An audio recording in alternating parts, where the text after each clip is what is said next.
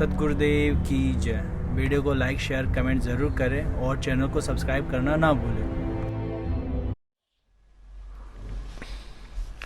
वो बिठावा साथिया ने और बकवाद करता अंडा दारू पीवे।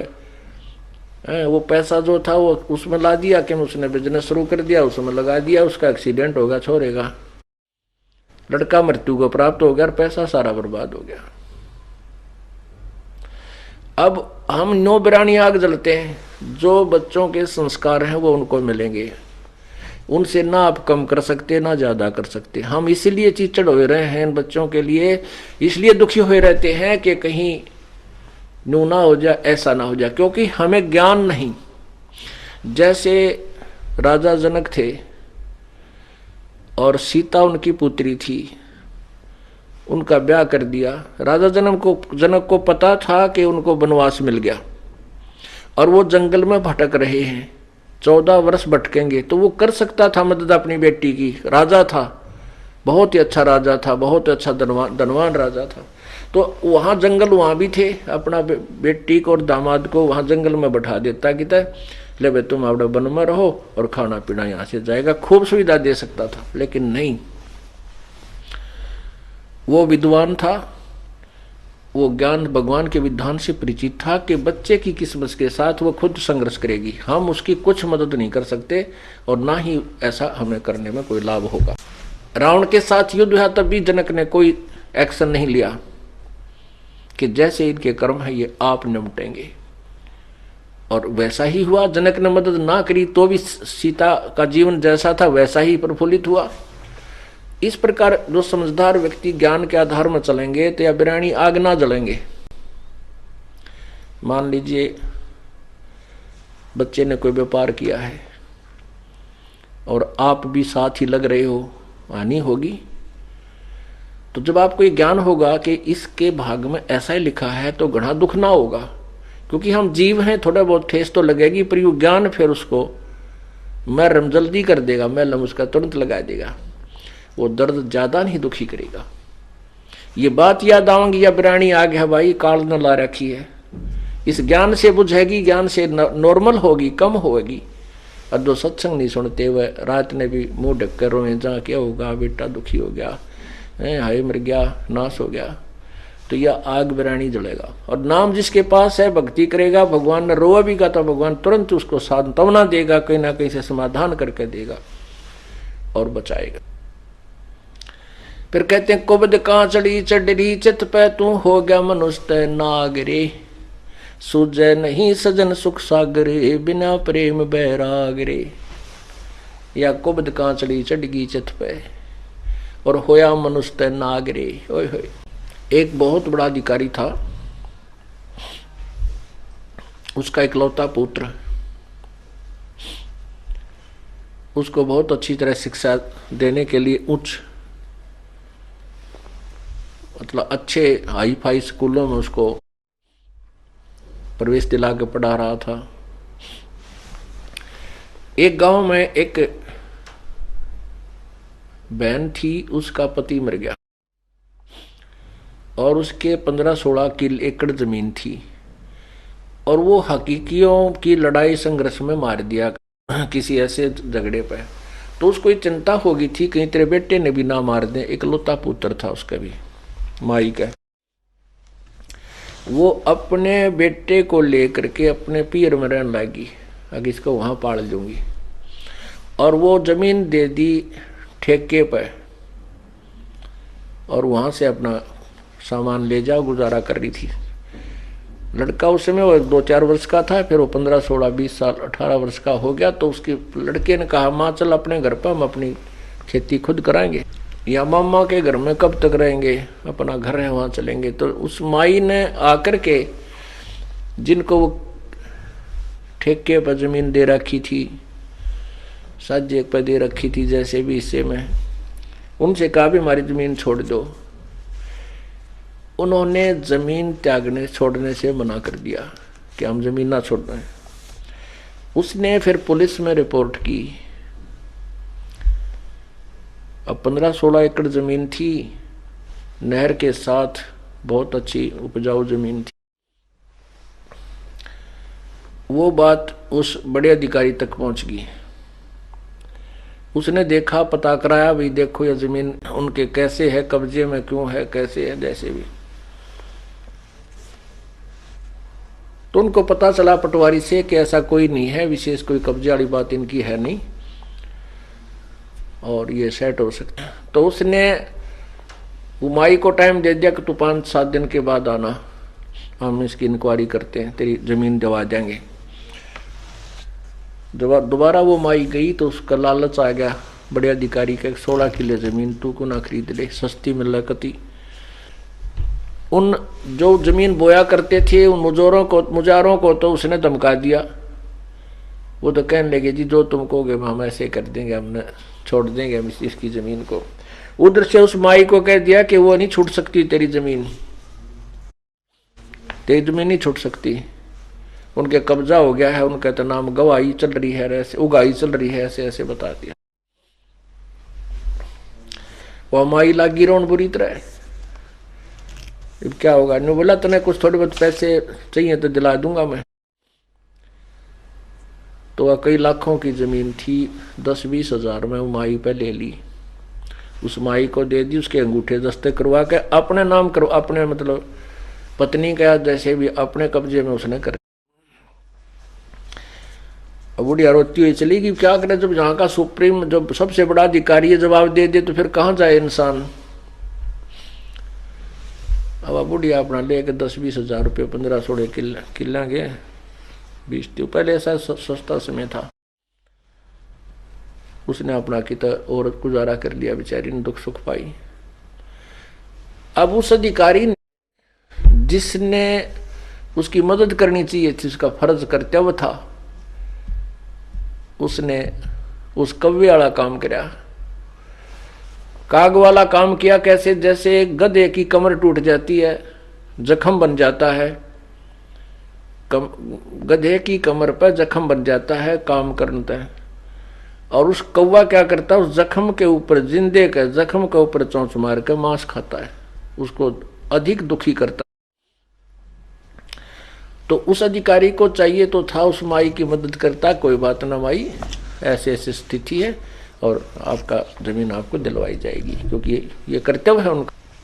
उसके स्थान पर उसने अपने लालच में वह जमीन अपने करवा ली, अच्छा ला दिया बाग नहर के साथ में। सोचा था बुढ़ापे में वहाँ खूब सैर सपट्टे करा करूँगा और तेरे बालक सेठ हो जाएगा तेरा बेटा।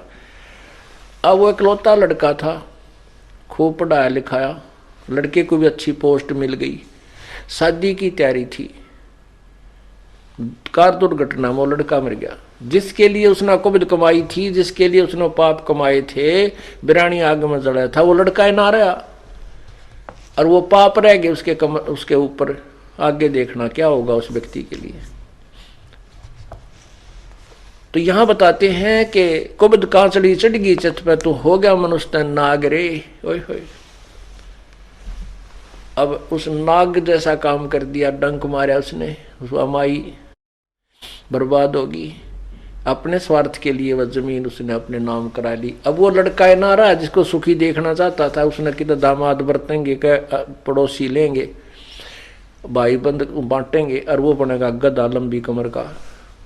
तो यहां याद दिलाया जाता सत्संग के अंदर, कुब्द कांचड़ी चढ़ रही चित पे तो हो गया मनुष्य नाग रे। मनुष्य वाला काम छोड़कर नाग वाले काम शुरू कर दिए। सूझे नहीं सजन सुख सागर बिना प्रेम बैराग रे।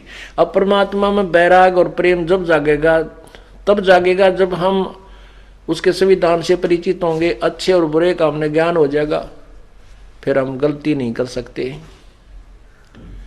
हम कोई भी पाप नहीं कर सकते। हाथ कांप जाएंगे हमारे जब हम पाप करने लगेंगे। जैसे बच्चा बालक होता है, छोटा सा बच्चा होता है, तो उसको ये ज्ञान नहीं होता कि जो सामने गड्ढा है इसमें गिर गया तो तू मर जाएगा।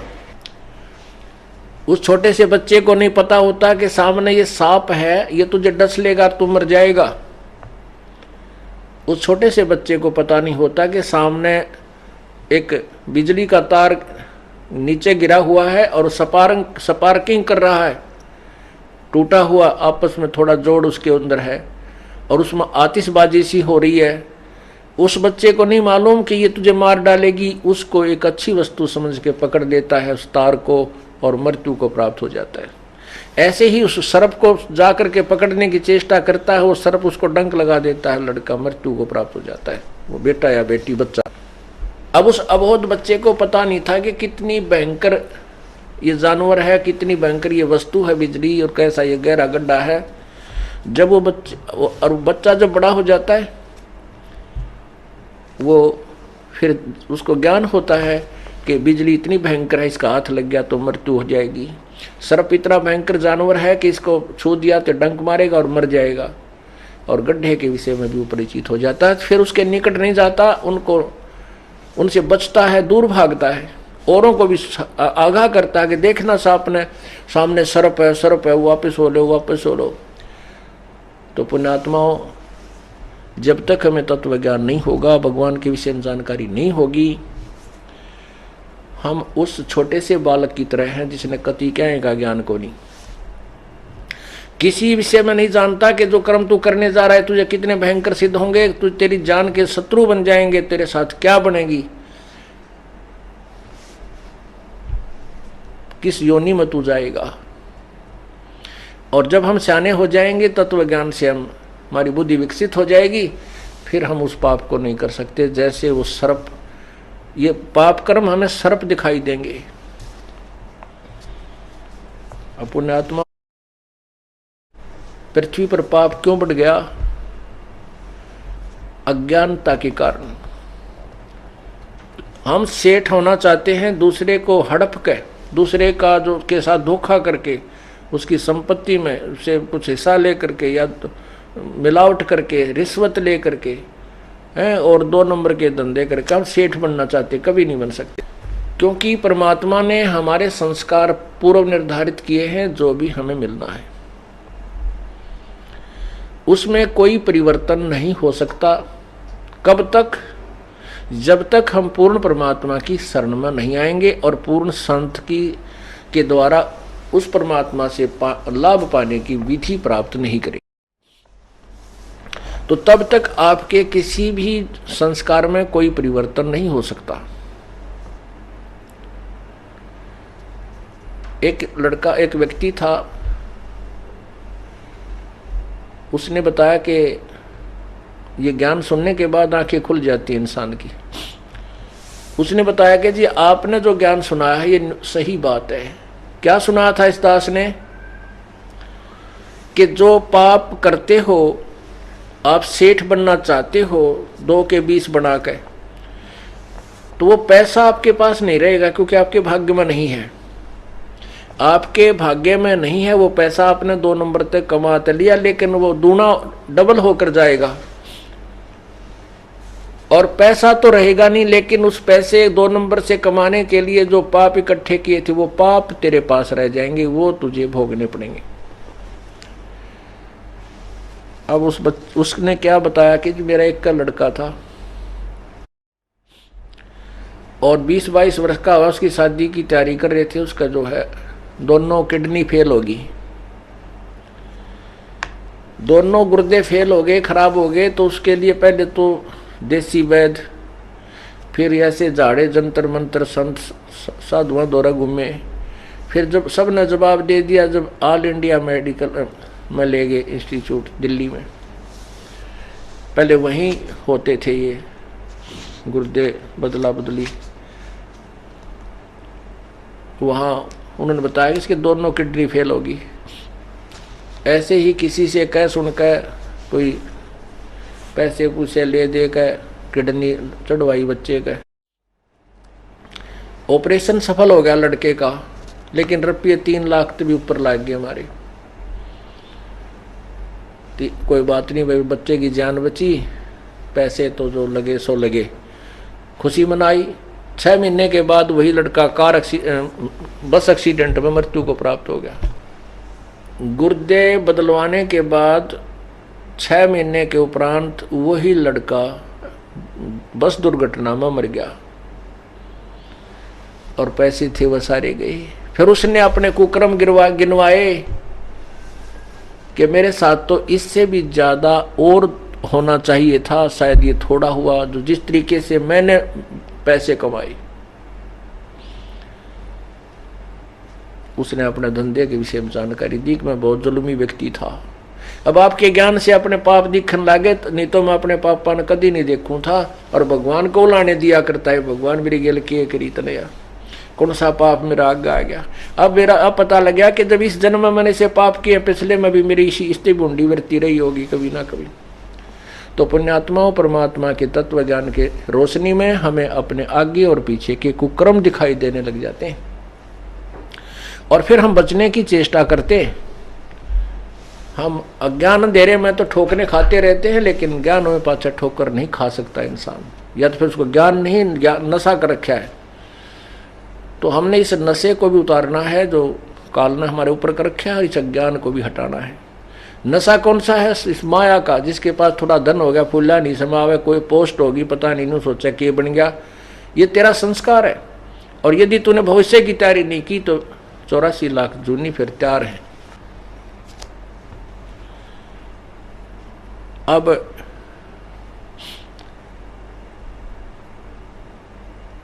कुबद कांचड़ी चढ़गी चित पे तू होया मनुष्य नागरे।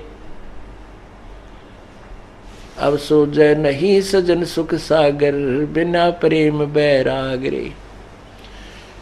अब वो व्यक्ति कह रहा था कि लड़का तो जाए लिया था, वो तो मर गया था, चलो मारा, और बाद उसके बाद जो रोना पीटना था वो भी हो लिया था, आँखें के आंसू भी समाप्त हो लिए थे रो रो कहने। अब जीवन कति निरस दिखाई देता, जैसे हम उसे अंधकार में घूम रहे हों। अब आपका ज्ञान सुनकर परमात्मा की महिमा से परिचित होने के बाद अपने मनुष्य जीवन के शेष जो समय है उसकी उमंग होगी कि वो नाश तो होना ही था, और मेरे कर्म इससे भी बुरे थे, लेकिन अब उन पाप कर्मों को धोने का, साफ करने का, उनको समाप्त करने का तरीका मिल गया। और अब उमंग है जीने की, आशा है मालिक और जीवन दे तो भक्ति के लिए दे, तेरी भक्ति करता रहूं, नहीं तो इस जीवन का कोई चारम नहीं रहा था। पुण्यात्माओं, ये तो जो अब हम मान ले बालक हो आप, अब आपको जीवन का के उद्देश्य का पता लग गया, जीने की इच्छा जो है वो इसलिए बनी रहेगी कि आपकी भक्ति करने अधूरी ना रह जा। अब आपको एक न्यारी उमंग बनेगी जीने की, नहीं तो ये डरे ढोरे थे पशु जैसे, धंधे करे पड़ के सोगे, तड़के करे दिन में धंधे करे रात में पड़ के सोगे। किसी के पास 2 पैसे हैं तो कितना बकवाद नाम ला गए, कितना होटला में जाकर बकवाद करे, घूटी शूटी लावे हैं, और कितना राजनीति में फंसे बैठे रहेंगे, यानी मूल उद्देश्य को भूल करके अपना जीवन व्यर्थ कर जाते। इसलिए बताते हैं कि सूझे नहीं सजन सुख सागर बिना प्रेम बैराग्रे। अब परमात्मा का ज्ञान हो गया, मनुष्य जीवन किस लिए हमें मिला था ये पता लग गया, और वो उद्देश्य पूरा हो गया, क्योंकि मनुष्य जीवन में सत भक्ति करनी चाहिए। अगर भक्ति करे तो सत्य करे, सत्य का मीन है शास्त्र अनुकूल करे।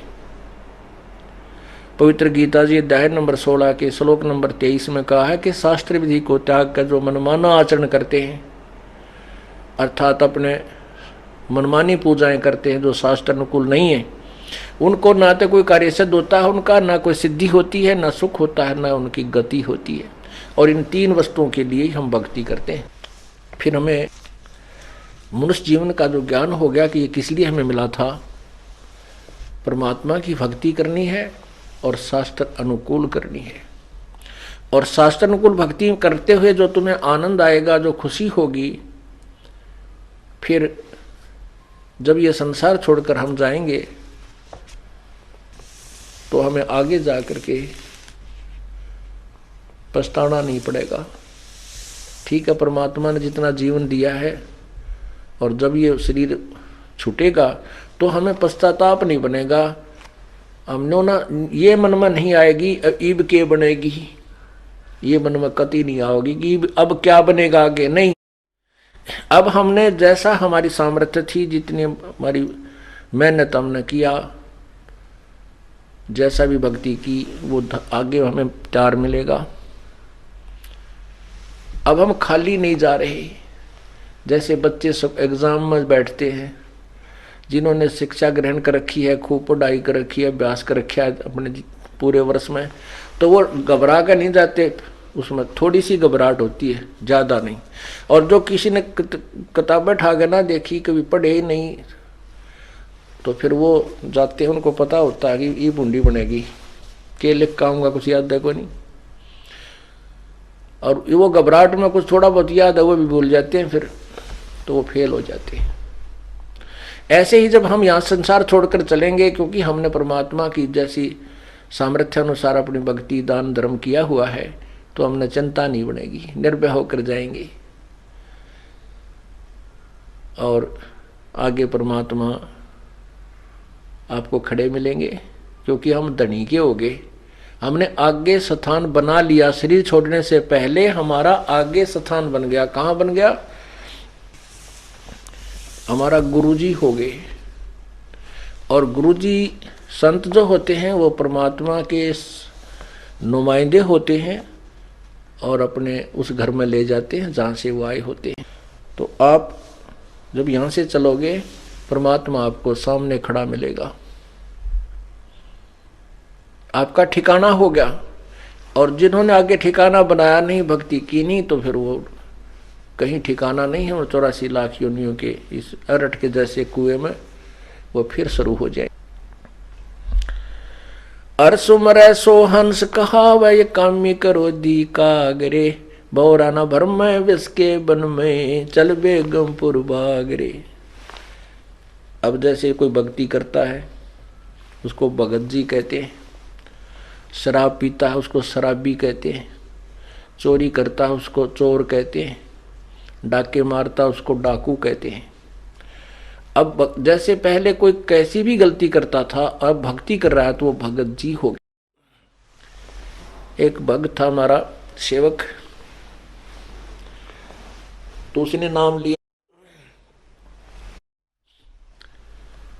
और वो हमारी रिश्तेदारी में भी पड़ा है, तो वो उसने नाम ले लिया। तो उसका भाई जो है शराबी एक नंबर का, क्योंकि ये शराबी जो होते हैं ना, ये आदमी बहुत कम मिल पावे। वैसे शराब उतरे पाछे तो बहुत अच्छे बतलाते हैं, शराब पिए पाछे फिर ये किसी के काबू के नहीं होते। तो पहले गांव में सत्संग करने पाठ करने जाते थे। और एक और भगत था जो दिल्ली साइड का, उसने नाम लिया था। तो उसको ये बताया गया था कि आप वहां आ जाना, वहां 3 दिन सत्संग करेंगे हम गांव में। उनका एड्रेस बता दिया। तो उसमें जो जिसका हमने पाठ करना था, उसका भाई का पाठ था, शराबी का। तो भाई के न कम जाने थे, उसने ज्यादा जाने थे। वो ड्राइवर था रोडवेज का, वो हमारी रिश्तेदारी में पड़ा है, उसका भीम नाम। तो हमने साथ में एड्रेस ये लिख रखा था कि कृष्ण ने ना जाने तो भीम ड्राइवर पूछ लियो। बोला ठीक है। तो उसने आके पूछा, बोला भाई सत्संग है वहां जाना हमने, बस अड्डे से दूसरी तरफ उनके घर थे। तो वो एक आदमी मिल गया ना, बोला किस जगह? बोला उसने बताया कि भीम ड्राइवर अड़के जाना।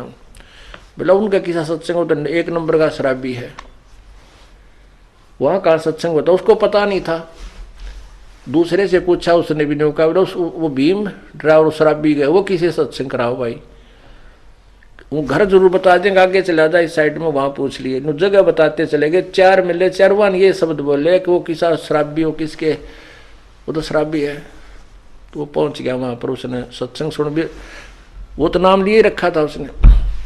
तो दूसरी बार फिर 6 महीने के बाद, 1 वर्ष के बाद फिर दोबारा सत्संग था वहीं पर। तो वही भगत, फिर उसको पता लगा कि वहाँ सत्संग कर रहे हैं गुरुजी, क्योंकि पहले हम जिस गांव में सत्संग करते थे, हमारे भगत वहीं पहुंच जाया करते थे मिलने के लिए, अपनी कोई समस्या समाधान के लिए। तो ऐसे हमने लिस्ट बना रखी होती थी, वो लिस्ट दे देते थे, भाई ये कोई पूछा थे बता देना। तो वो भगत फिर उसी गाँव में आया, और उनके घर से उलट पुलट गाली गलिया में कहे 1-2 आदमी आ ले, तो उसका समझ ना आवे कहाँ सी हो रहा सत्संग। तो उसने फिर उसकी जब वो दूसरी बार आया तो उसने भीम का जिक्र नहीं कराया, ने बोला मैंने कृष्ण का जाना है, वो डॉक्टर है कृष्ण। तो उन हमारा भगत मिल गया, ने बोला वो कृष्ण डॉक्टर का उसने नाम ले लिया उस भीम ड्राइवर ने, और उन्हीं का वो पाठ हो रहा था उस दिन। तो वो भगत मिल गया हमारा कोई, उसको कहने लगा किसका जाना, कृष्ण का जाना, वो भीम का नाम ना ले शराबी कहेंगे उसने। तो उन्हें बोला वो कृष्ण का ना होता तो भीम भगत जी का पाठ होने लग रहा है, भीम भगत जी का पाठ हुआ है। उसने सोचा ये गलत समझ रहा है, मैंने बोला भाई मन न कृष्ण का जाना, भीम भगत जी कोई और होगा। उसने सोचा शराबी का करते भगत जी कैसे बोल रहा है इसको। दूसरे से पूछा, दूसरे बताया, बोला भाई हाँ भाई भीम का पाठ हो रहा है, उसने नाम ले लिया, शराब शुरू छोड़ दी। कहने का भाव दास का ये है कि पहले तो शराबी को था और अब भीम भगत जी नाम से प्रसिद्ध हो गया। तो इसका यही अर्थ है कि हर सुमर सो हंस कहावे कामी क्रोधी कागरे, और भौरा ना भर में विष के बन में चल बेगमपुर बागरे। कहने का भाव यह है कि यह संसार एक विषय विकारों का वन है, और जैसे किकर के बबूल का बाग वन हो, उसमें जहां भी जाओगे कांटे लगेंगे। तो ये संसार जो है ये बबूल का वन है, इसमें कदम कदम पर पैर ना लगेंगे तो मुंह पर लगेंगे, कितने न कितने हाथ में लगेंगे, यानी कोई न कोई कष्ट इस संसार में आपको बना ही रहेगा। बेगमपुर बाग में चलो जहां पर कांटे नाम की चीज नहीं, बेगमपुर बेगम, जहां कोई कष्ट ना हो, कोई दुख ना हो, कोई गम ना हो। अब ये जैसे ये जो शब्द इस दास ने सुनाया है, ये एक नित्यानंद जी संत हुए हैं, उनका उनकी इसमें छाप लगी है। वैसे ये यही शब्द कबीर परमात्मा की शब्दावली में भी है, उसमें 2 लाइन और एक्स्ट्रा हैं। तो ये संतों ने ऐसे एक दूसरे की ज्ञान से ही ज्ञान होता है, उनके ज्ञान सुनकर इसने अपनी तरफ से बना लिया। बाकी संकेत यही है जीव को बुराइयों से हटा करके और अच्छाई की तरफ ले जाना। अब जिसको जितना ज्ञान है वो वहीं तक बोल सकता है। नित्यानंद जी के गुरुदेव जो है गुमानी दास जी विष्णु उपासक थे। अब इन संतों ने भक्तों ने स्वर्ग को ही बेगमपुर मान रखा है, लेकिन स्वर्ग जितना दुख की तभी को नहीं, क्योंकि हम सुख मान रहे हैं इस गोटी सूटी लाड़ने, डांस डूंस देखने, अच्छे फल आहार खाने को, इसी को सुख मान रहे। और वो स्वर्ग में अपने ही पैसों से, अपने ही धन से खूब प्राप्त है, वहां पर पर्याप्त भी है और प्राप्त भी है। कहने का भाव यह है कि हमने वो इसने जो महापुरुष ने नित्यानंद जी को जो ज्ञान था, इसने स्वर्ग तक के ही जाने के लिए प्रेरणा दी है। लेकिन अब हमें ज्ञान हो गया कि हमें तो सतलोक चलना है, इसलिए हमने इन्हीं प्रेरणाओं से अपने सतलोक की तरफ अग्रसर होना है, बुराइयों से बचना। कहते हैं भौरा ना भर में इस विष के वन में, विषय विकारों का जो जहर रूपी वन है, इसमें मत चल बेगमपुर बागरे, सतलोक को चल। कबीर साहब के शब्द में, इसी शब्द में, जो कि तो पूरी पंक्तियां ये तो है ही, लेकिन लास्ट वाली नहीं। उसमें क्या है कि मान ले तू जाग भी गया, ये जागना नहीं है कि सुबह उठा और होका भर के पीन लग गया, गुड़ गुड़ करने लग गया। कहते उठ सवेरा भरात्मा खू के जाग्या निर्भाग रे, राम सुमरा ना कोई सुख शुक्रम की ना फूटे तेरे भाग रे। अब सुता उठते हो कब्र के बैठ गया, पता के जाग गया तू, इस तरह पड़ा रहे तो ठीक से एक पाप और शुरू कर दिया। उक्के में कितना पाप है। सो नारी जारी करे सुरापान 100 बार, एक चलम हुक्का भरे वो डूबे काली धार। एक हुक्का का मीन तम्बाकू से है। तम्बाकू चाहे सिगरेट में पियो, चाहे बीड़ी में, चाहे हुक्के में, चाहे सूंघ लो या खावे, सारा ही दोष है। एक भक्त दुकान कर रखी थी एक ने, और वो एक भक्त जो है सिगरेट पीता जा, बूढ़ा आदमी, नाम लिया था उसने, 1 वर्ष हो गया था। और दूसरे भगत का लड़का बोला, ताऊ तू सिगरेट पीवे? गुरुजी ने मना कर रखा, भाई तेरा तो नाम टूट गया। ने बोला, ना बेटा, नो के नाम टूटा है। बोला गुरुजी ने ओका पीन तो मना कर रखा, सिगरेट थोड़े नटे थे। तो जिसने बकवाद करनी है, जिसने मर्यादा नहीं निभानी है, वो अपने कोई सिस्टम तैयार रखे।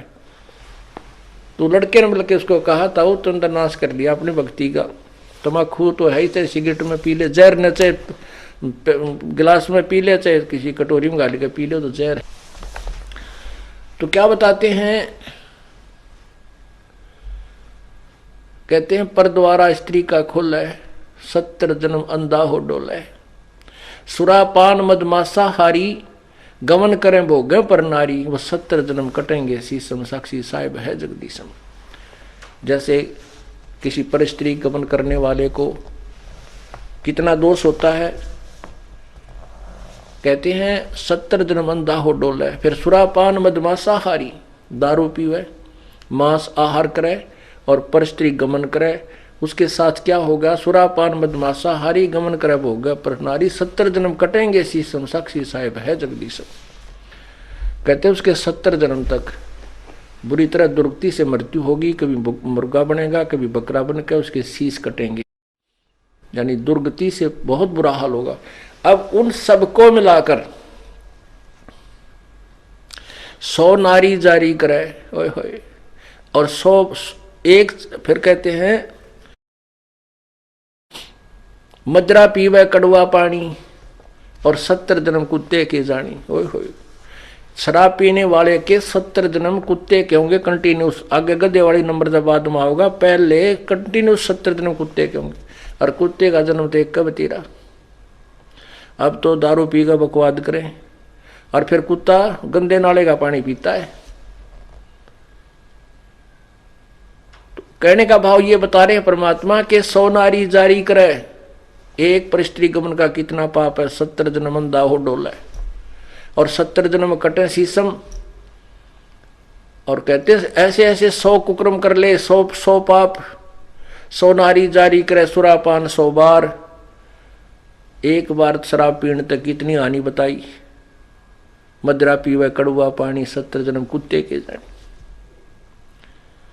100 नारी जारी करे सुरापान 100 बार, और एक चलम हुक्का भरे, वो डूबे काली धार।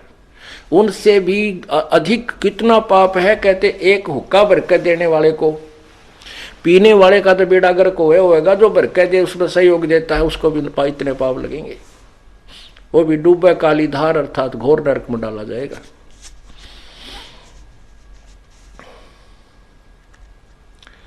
तम्बाकू कितना हानि करता है, क्यों इतना दोषी बताया, इसमें इतना दोष क्यों है।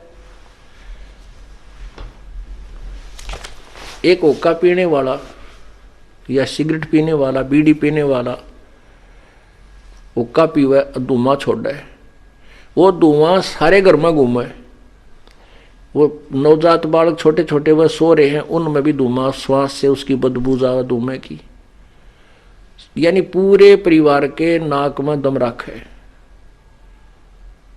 और फिर वातावरण दूषित करे। ओके की धुआं का जब छोड़ते हैं उसमें ना जाने कितने इस वायुमंडल में छोटे छोटे जीवाणु होते हैं, वो अंधे होकर नीचे गिरते हैं धुएं के इस इफेक्ट तक, और पैरों तला करके मरते हैं। वो एक घूंट मारने से उसको कितनी जीव हिंसा कर दी, यानी कितना धुएं से कितना हानि कर दी, वो पाप उस तम्बाकू प्रयोग करने वाले के बैड अकाउंट में जाते हैं। और फिर हमारे परमात्मा ने ये मनुष्य शरीर दिया है परमात्मा पाने के लिए। इसमें ये ईड़ा, ये पिंगला, ईड़ा और पिंगला ये 2 नाड़ी बताई जाती हैं अंदर शरीर में, और इनके बीच में मध्य में जाकर के एक सुषुम्ना नाड़ी है जिसकी सुई की नोक टेक है, ऐसा सुराख है जो भक्ति के प्रभाव से ये अपने आप लड्डर की तरह हवा भर के वो खुल जाता है, और फिर उसमें से आत्मा अंदर जाकर के फिर नीचे मूल कमल से प्रारंभ होती है। अब क्या होता है कि उसमें वो तम्बाकू का जो पीते हैं तम्बाकू और नाका में छोड़ दिया करें, घोटा मारेंगे नो छोड़ दिया करें, तो वो धुआं जो है उस सुराग को पालिश कर देता है, परमात्मा के पाने वाले उस मेन गेट को बंद कर देता है। तो इससे बड़ा शत्रु हमारा और क्या हो सकता है। फिर इस जीवन का के फूकेंगे तो ऐसा गधे का ऐसा कुत्ते का, जब भगवान नहीं मिला इसमें, वो रास्ता बंद कर दिया। दास ने ये सत्संग किया और वो पुण्यात्मा जो बूढ़ा मैं बताऊं था कि भाई बुढ़ापे में सारी उम्र तक खो दी और 65 साल की उम्र हो ली थी, ये सत्संग सुन रहा था ऊपर बैठ कर दूसरे बेटे की छत पर, आगे पाखंडी है मेरा छोरा भुका लिया, मनवनों का था मेरे से गंदे गंदे विचार आवे थे आप आए जब आपके। तो उसने पहले हम 3 दिन सत्संग करते थे, 2 रात को, अगले दिन सुबह कर करके फिर भोग लगा के हम प्रस्थान करते थे। तो पहले दिन तो उसने सुना बूढ़े ने सत्संग, और दूसरे दिन तो वो सत्संग, जब अगले दिन भी उसने सत्संग सुना, भोग लगना था अगले दिन तो बूढ़ा यानी शाम के समय जब सत्संग खत्म हो लिया वो आ गया, और वो पहले उस बच्चे ने उसके अपने पुत्र वधू ने कई बार न्यू कहता तुमने नाश करोगे हैं, यहाँ के बुला लिए ये नाश करने लग रहे, तुम ऐसे ऐसे करते हो, ये पाखंड क्या कर रहे हो तुम। तो उसकी पुत्र वधू ने सोचा ये बूढ़ा है भी महाराज जी ने कि वो नहीं सी किस कहेगा, यो इज्जत का गाक बनेगा हमारी का। अब बोल रहा कि उसने बाप आकर बैठ गया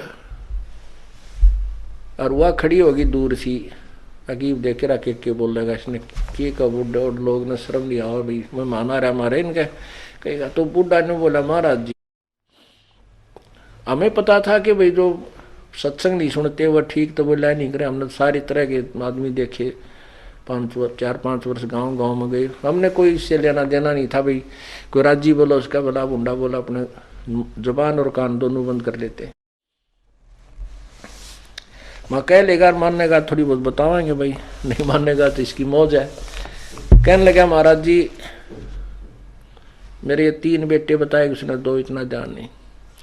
ने बोला हमारे पास 2 किले थे, आज मैंने 8 किले 9 किले और मोल लिए अपने जीवन में, और पशु से भी बदतर धंधा किया हमने, और आज जो आपका ज्ञान सुना ये बातें मैंने कभी सुनने को नहीं मिली ना। मैं कि तो जाया करता, मैं 3 सत्संग करने वाला न पाखंडी समझा करता था, आपका ज्ञान सुना मैंने वहां ऊपर बैठ करके। अब मेरा केरा होगा न्यो कह कर बूढ़ा रोन लग गया, जिस तरह बालक रोया करे न्यो पड़ के। मैं बोला की बात होगी, क्यों नहीं क्या बात होगी, मैंने समझाया। फिर तो दिल सा उसका डट लिया, जब लग गया बताने। कहने लगा ये बात तो मैंने जिंदगी में कभी सुनी है को नहीं, जो आज आपने, मेरा तो कर्जा पटन हो रहा, नींद नहीं आई रात को मुझे। मैंने तो इतने हुक्के पी रखे हैं कि हुक्का सीला नहीं होने दिया करता मैं। अब मेरा कीड़ा होगा, मेरे जैसे पापी का क्या इलाज, जो मैंने सारा जीवन पशु से बदतर धंधे किए, और अब जी अब उम्र चली गई, अब भक्ति हो को। फिर रोने लग गया, फिर रोने लगा वो। मैं फिर उसको समझाया, मैं बोला कुछ नहीं बिगड़ा है अभी तक, इस आत्मा के इस जीव के असंग जन्म हो लिए, और यदि अब भक्ति नहीं शुरुआत करी तो आगे भी ये झंझट सदाई बना रहेगा। आप अब शुरू कर दो इस उम्र में, कोई फर्क नहीं पड़ेगा। न बताइए अब क्या होगी, दिन के बरा कह दिन का मैं मान हूं, मैं कितने वर्ष का, अब तो मुश्किल है, नो नाड मारे। फिर उसको समझाया कि ध्यान से सुनो आप, जैसे कुएं में बाल्टी पड़ दी हो, डोल है, बाल्टी होती है जिसका रस्सा बांध कर पानी बाहर खींचते हैं, और वह बाल्टी कुएं में चल पड़ी और उसका जो रस्सा लटकता हुआ आ रहा है। यदि हाथ पैर मार कर दौड़ धूप कर उस रस्से को लास्ट बीट, उसकी जो लास्ट एंड बीट है गया ना पूछड़ी, वह नेजू की उस रस्से की, बाल्टी के बंधे हुए रस्से की पूछड़ी ठहगी, यानी एंड भी मिल गया, 4 उंगल का रह रहा वो भी हाथ में आ गया तो कुछ भी ना गया, वह बाल्टी भी और पानी भी मिले। अब जावत ये कि जब हाथ पा नहीं मारेंगे तो गई, वो तो जा ही रही है। पहले लंबे लंबे रस्से हुआ करते, गहरे पानी होते थे कुओं में, और कम से कम 50, 60, 100 फुट तक की लंबी रस्सी होती थी, तो उसको जाने में भी समय लगता था। तो अगर उसकी पूछड़ी भी ठा ना नेजू की उस रस्से की तो कुछ भी कौन गया, और नहीं हाथ पा मारेगा तो गई, फिर तो कुछ भी हाथ नहीं लगेगा। यह बात उस बुढ़े के कसूती जच गई। मैंने उसको समझाया कि आप नाम शुरू करो, मोक्ष नहीं होगा तो मनुष्य शरीर आपको गारंटीड मिलेगा। वैसे तो मोक्ष इसी में हो जाएगा, कोई बड़ी बात नहीं है। आप सत भक्ति करो, सच्चे मन तक लगो और पूरी मर्यादा निभाओ, मुक्ति में कोई बात है। एक सांस के सीमेंट की इतनी कीमत है, सब कुछ आपके पास होगा। तो उसके बात समझ में आ गई। परमात्मा कहते हैं जीवन तो थोड़ा ही भला जो सत्य सुमन हो, और लाख वर्ष का जीवन कोई लेखा दे ना को। थोड़ा जीवन बतेरा जो सच्चा सुमन हो, सच्चा मार्ग हो, सच्ची श्रद्धा से आप करो, डर के करो, फिर मर्यादा में रहते हुए करो, तो कोई मोक्ष में कोई ज्यादा वो नहीं है। तो वो कहने लगा जी ना तो मैं दान कर सकता, ना मैं धर्म कर सकता। मैं बोला ये तेरे बेटे तेरे तो पहला नाम पाएगी। जब वह बुढ़िया वह माई आ गई वहां बैठ गई, ने बोली अपने ससुर के लिए एक पाठ तो मैं कराऊंगी। मैं बोला देखोगे तेरे दान शुरू। परमात्मा पर लगो रास्ते आप खोल देगा, कोई दिक्कत। आप सुमन करो, आपने जो सुमन से बड़ा तो कुछ भी नहीं है, आपके हाथ में कुछ नहीं है, मान लिया। अपनी भक्ति करो, सुमन बढ़ाओ, सारा कुछ इसी में आ जाएगा। भक्ति करो डट के, क्योंकि दान धर्म सेवा जो है हम हृदय साफ करने के लिए कराते हैं। और ई बाप का कर्जा पाटन न हो रहा, और कुछ पाप करने की जगह रही नहीं। पाप तो आप केवल इसलिए करो थे कि ये ओका पीओ थे, और तेरे बच्चे बहुत समझदार हैं, आपके लिए खूब यज्ञ भी कराएंगे, ऐसी बात थोड़ी है। तो उसने उस बुढ़े नाम लिया, 10 वर्ष वो जिया, खूब डट कर भक्ति करी, 3 नाम प्राप्त किए और अपना शरीर छोड़ के आराम से चला गया। बोलो सतगुरुदेव। तो इसलिए बताता है कि और बात तेरे काम न आवे, संतों शरण लाग रे, के सोए गफलत में बंदे, जागे जागे नर जाग रे। सत साहिब कर जोरूं विनती करूं, धरूं चरण पर शीश, गुरु राम देवानंद जी महाराज ने दियो नाम बख्शीश। कोटि कोटि सिजदा करूं, कोटि कोटि प्रणाम, चरण कमल में राखियो मैं बंदी जाम गुलाम।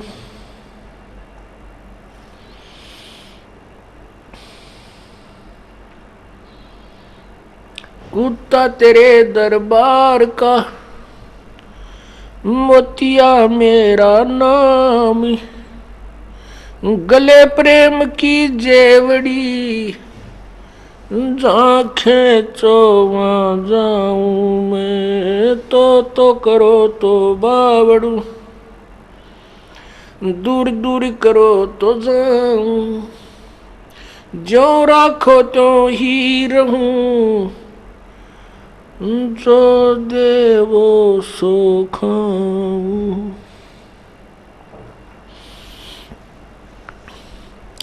जय इब कै सतगुरु मिले, सब दुख आखू रोए, चरणों ऊपर शीश धरूं, कहूँ जो कहनी हो, गुरु जी तुम ना भूलियो, चाहे लाख लोग मिल जाएं, हमसे तुमको बहुत है, तुमसे हमको नहीं। कबीर सतगुरु मिलेंगे, पूछेंगे कुशलात, आद अंत की सब कहूँ, अपने दिल की बात। गुरु जी तुम ना भूलियो, चाहे लाख लोग मिल जाएं, हमसे तुमको बहुत है, तुमसे हमको नाई। तुम्हारे विसारे क्या बने, किसकी शरण में जाऊं, शिव विरंच मुनि नारदा, तिनके हृदय न समाऊं। अवगुण किए तो बहुत किए, करत न मानी हार, बावे बंदा बख्श दियो, बावे गर्दन उतारे। अवगुण मेरे बाप जी, बख्शो गरीब निवाजे, जो मैं पूत कपूत हूँ, बोहड़ पिता को लाज। मैं अपराधी जन्म का, नक्सक भरे विकारे, तुम दाता दुख भंजना, मेरी करो संवार।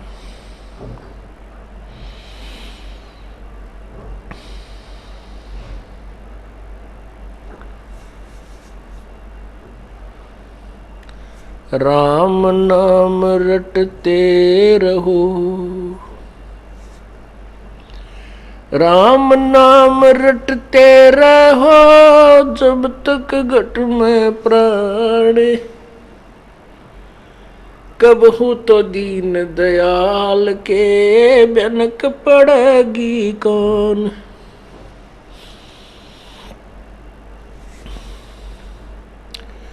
राम रटते कोढ़ी भलो, चू चू पड़े जो चाम। वो सुंदर शरीर किस काम का, जामुख नाही नाम। राम रटत दारिद्र भलो, टूटी घर की छान।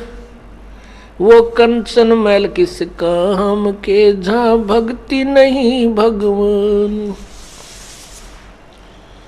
राम रटत कन्या भली, साकट भला न पूत। जैसे छेरी के गल में गल थना, जिसमें दूध न मूत।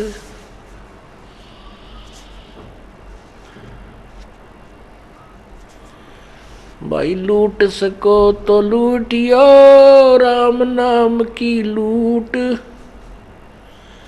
पीछे फिर पछताओगे, प्राण जाएंगे छूट। नहीं भरोसा देही का, ये बिनस जावे छन माही। श्वास उश्वास में नाम जपो हो, और यतन कछु नाही। श्वास उश्वास में नाम जपो, व्यर्था श्वास मत खो। ना जाने इसे श्वास को हो, आवन हो कि न हो।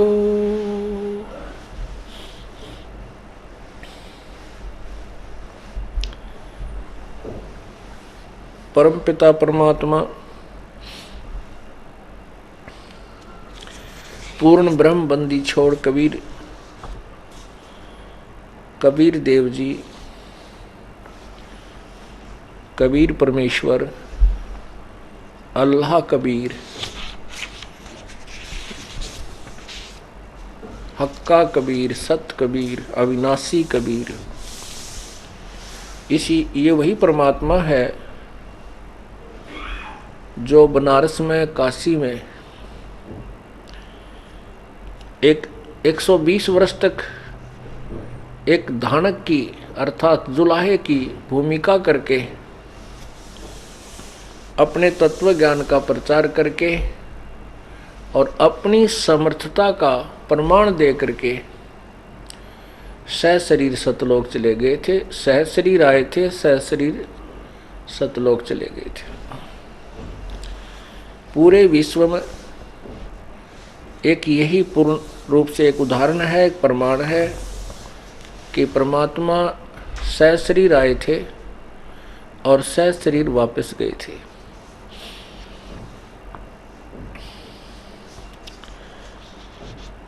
पुण्यात्माओं,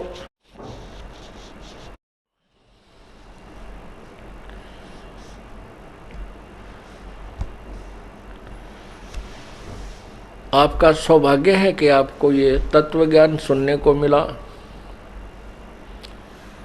आपका सौभाग्य है कि आपको मनुष्य जीवन प्राप्त है और उससे और भी आपके पुण्य प्रमाण है कि आपको इस समय में मनुष्य जीवन प्राप्त है कि जब आपको तत्व ज्ञान सुनने को मिला। परमात्मा ने इस दास को भेजा उनकी महिमा करने के लिए, परमात्मा की महिमा को, परमात्मा के तत्व ज्ञान को जनसाधारण तक पहुंचाने के लिए। आपका बहुत बड़ा सौभाग्य है कि आपका इस समय में जन्म है कि जब का आपको तत्वदर्शी संत मिल गया।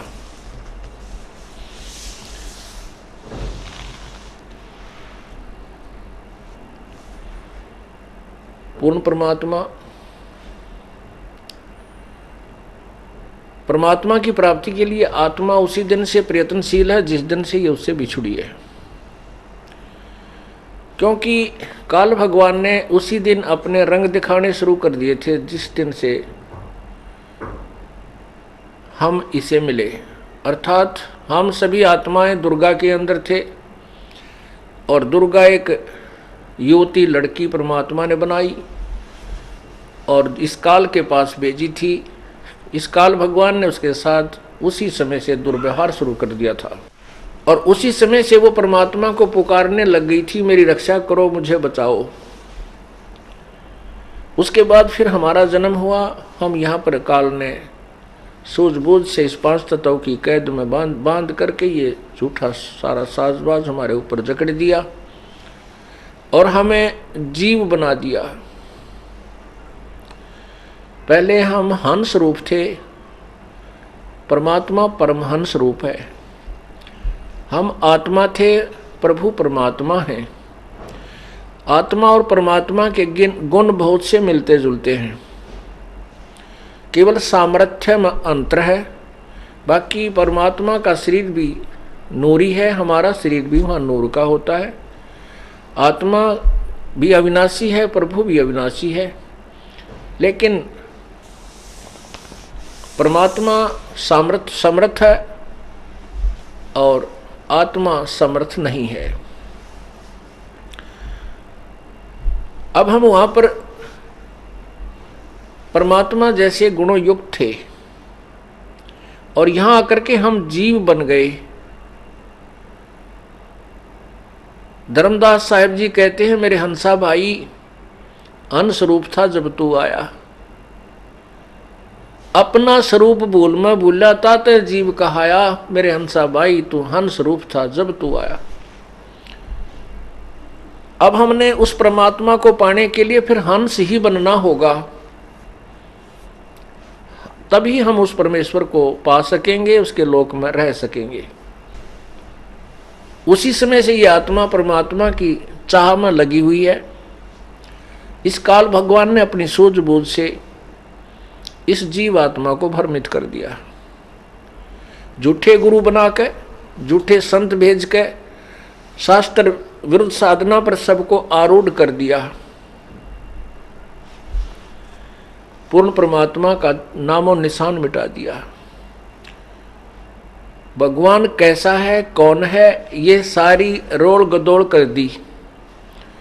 कोई कहता है भगवान निराकार है, कोई कहता है भगवान विष्णु है, कोई कहता है भगवान शिव जी है, कोई कहता है भगवान ब्रह्मा है। यही सर्वसृष्टि रचनहार है। कोई कहता है भगवान तो ब्रह्म है। यानी किसी की भी थ्योरी, किसी का भी सिद्धांत एक दूसरे से मेल नहीं करता। जो लोकवेद है, लोकवेद के आधार से सभी आधारित हो गए।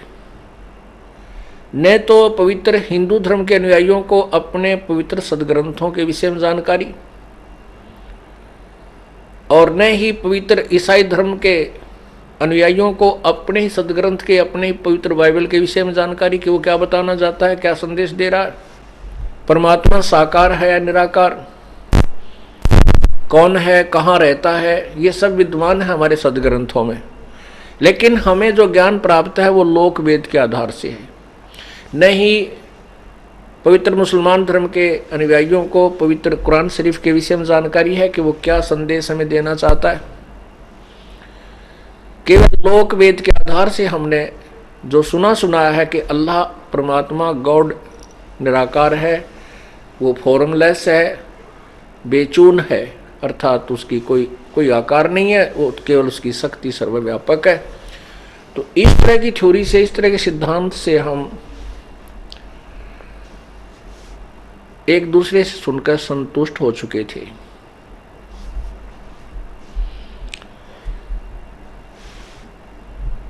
अब जैसे कोई श्री विष्णु जी का उपासक है, विष्णु जी की मूर्ति उसके पास है, प्रतिदिन उसकी सेवा करता है, तिलक लगाता है, सब तरह से कर्मकांड भी करते हैं, और फिर उनसे कोई पूछे भी भगवान कैसा है, कहते हैं वो तो निराकार है। तो ये हम बिल्कुल बालक जैसा ज्ञान था हमारा, बालकों जैसा, बच्चों जैसा।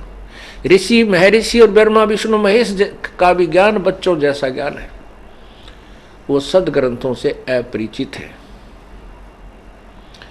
अब यहां समस्या आती है कि जब ब्रह्मा विष्णु महेश के बारे में कहते हैं कि उनको भी ज्ञान नहीं है,